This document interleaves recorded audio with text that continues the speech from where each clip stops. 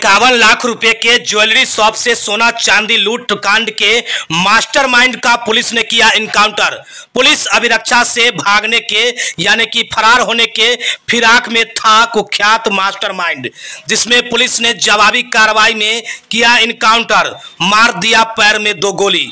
बताते चले कि 51 लाख रुपए का ज्वेलरी शॉप से सोना चांदी लूट का घटना को अंजाम दिया था, जिसके बाद पुलिस ने इस कुख्यात मास्टरमाइंड की गिरफ्तारी को लेकर 25,000 रुपए का इनाम की भी घोषणा किया गया था। जो इसका पता या इसे पकड़वाएगा उसे 25,000 रुपया इनाम दिया जाएगा और बताने वाले का नाम और पता गोपनीय रखा जाएगा, ऐसा पुलिस ने पहले ही प्रेस वार्ता कर ऐलान किया था। लेकिन अब मुजफ्फरपुर पुलिस ने 51 लाख रुपए की ज्वेलरी शॉप से हुई लूटकांड मामले का पुलिस ने मास्टरमाइंड को गिरफ्तार कर पुलिस ने इस मामले का पूरी तरह से खुलासा कर लिया है। मास्टरमाइंड और कुख्यात लुटेरा अनुपम झा सहित 3 को गिरफ्तार किया है। वहीं 2 आरोपी को पूर्व में ही किया जा चुका है गिरफ्तार। पकड़े गए आरोपी में एक स्वर्ण कारोबारी यानी कि सोना चांदी के कारोबारी है, तो वहीं लूटी गई ज्वेलरी में से 1 केजी चांदी और 15 ग्राम सोना को भी मुजफ्फरपुर पुलिस ने जब्त किया है।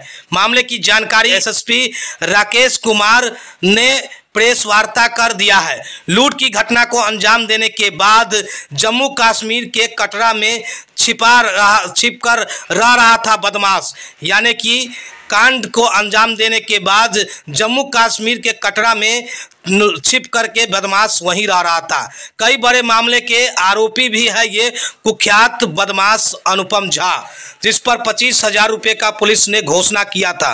मुजफ्फरपुर में सोना चांदी लूट का मास्टरमाइंड अनुपम झा का पुलिस ने इनकाउंटर में पकड़ लिया है। वहीं पुलिस अभिरक्षा से भागने के दौरान पुलिस ने मारी है गोली, जिसमें 2 गोली अभिरक्षा के फरार होने वाले अपराधी अनुपम झा के पैर में लगी है। सातिर बदमाश पुलिस इनकाउंटर में घायल अपराधी राजपाल वैशाली जिले का रहने वाला है रिप्पू झा उर्फ अनुपम झा सदर थाना क्षेत्र में एक ज्वेलरी शॉप में लूट में वांछित था, जिसके बाद मुजफ्फरपुर पुलिस ने उसके ऊपर 25,000 रुपए का इनाम भी घोषित किया था। क्या कुछ कह रहे प्रेस वार्ता के दौरान पूरे मामले का खुलासा करते हुए मुजफ्फरपुर के एसएसपी राकेश कुमार, जरा सुनिए आगे इस वीडियो में।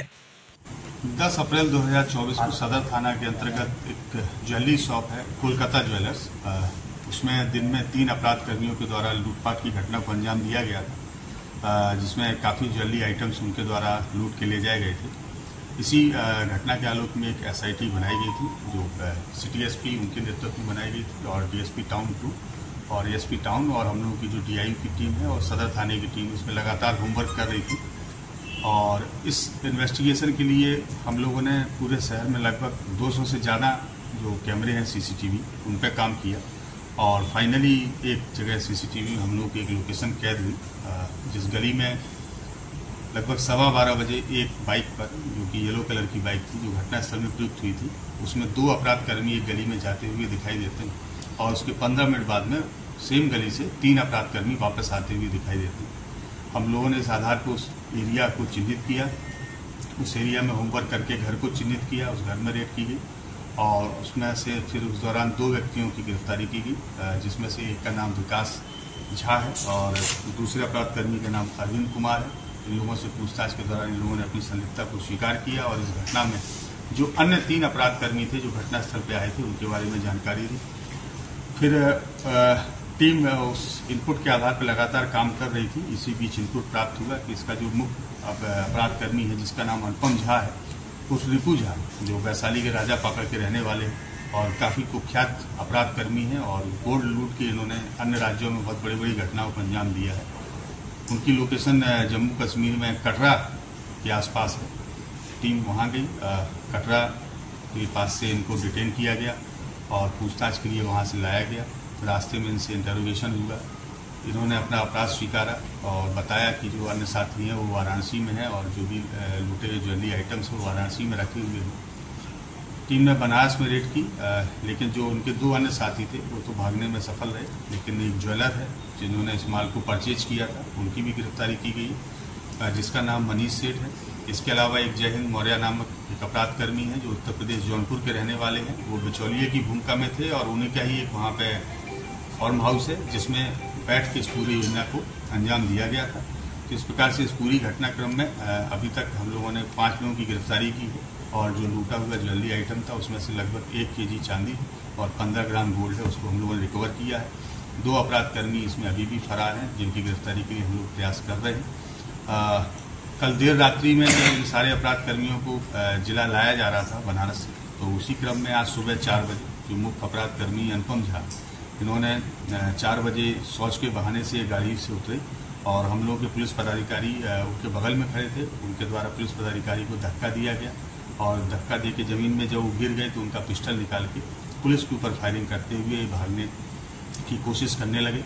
लगभग 8 राउंड गोली उनके द्वारा चलाई गई, जिसमें से 2 बुलेट्स हम लोगों की जो गाड़ी है उसके ऊपर लगे। पुलिस के द्वारा भी आत्मरक्षा नियंत्रित फायरिंग की गई चेतावनी देकर, जिसमें से 2 गोली अपराधकर्मी अनुपम झा के पैर में लगी हैं, वो भी इलाजरत। जम्मू कश्मीर से कहीं और भागने के प्रयास नहीं, जम्मू कश्मीर वो एक्चुअली गए थे धार्मिक प्रयोजन से, धार्मिक उद्देश्य से वहाँ दर्शन करने गए थे माता वैष्णो देवी के, और जब वहाँ से वो नीचे उतर रहे थे उस समय पुलिस के द्वारा इनको डिटेन किया गया है और इस टीम ने बहुत अच्छा कार्य किया है और बड़ा सराहनीय कार्य किया है और कुख्यात अपराधकर्मी की गिरफ्तारी भी की है। ये अपराधकर्मी अभी छत्तीसगढ़ में दुर्ग में वांटेड हैं। 2023 में इनकी गिरफ्तारी वहाँ पे एक ज्वेलरी लूटकांड हुआ था।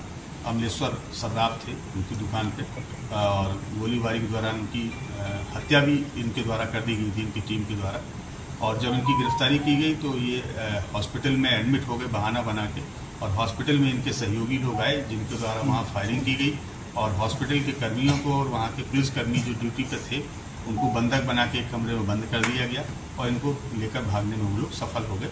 तो जो दुर्ग की टीम है वो भी शीघ्र यहाँ पहुँच रही है और जो केस में वांटेड है उसमें वो लोग इनको रिमांड करेंगे। लगातार अपराधियों को पैर में गोली मारी जा रही है।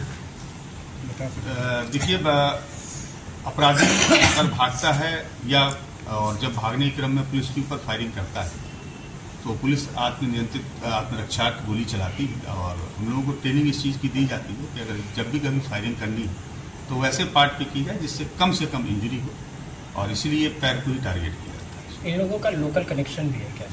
हाँ, लोकल कनेक्शन है इसमें, चूँकि ये जो मुख्य अपराधकर्मी है ये लोग तो बगल के ही जिले का रहने वाला है और इनके एक रिलेटिव हैं जिनका नाम विकास झा है। ये यहाँ कुर्नी में रहते हैं और विकास झा ने ही इनको जो मकान यहाँ पे है वो उपलब्ध कराया था। इसमें एक अरविंद नामक व्यक्ति भी है जिसका पहले गिरफ्तारी की गई है। विकास और अरविंद दोनों इसी जिले में रहते हैं और उन्होंने ही इसमें लाइनर की भूमिका निभाई। और कहीं भी इन लोग के ऊपर मामले दर्ज हैं क्या? हाँ, इनका एक काफ़ी लंबा आपराधिक इतिहास है जो मैं आप लोगों के साथ शेयर कर रहा हूँ। इनके ऊपर टोटल 7 केस है, जिसमें से एक केस जो सदर थाने में लूटपाट हुई थी वो है, और इसके अलावा बाकी केस जो है वो छत्तीसगढ़ में रायपुर जिले में है और दुर्ग जिले में है। रायपुर में भी एक बार जब इनको एक केस के लिए पेशी के लिए ले जाया जा रहा था कोर्ट में, तो वहाँ भी ये न्यायालय से भागने में सफल हुए थे और ये टीम ने काफ़ी अच्छा कार्य किया है। इसलिए टीम को आप लोगों के समक्ष 31,000 रुपये से मैं पुरस्कृत भी कर रहा हूँ।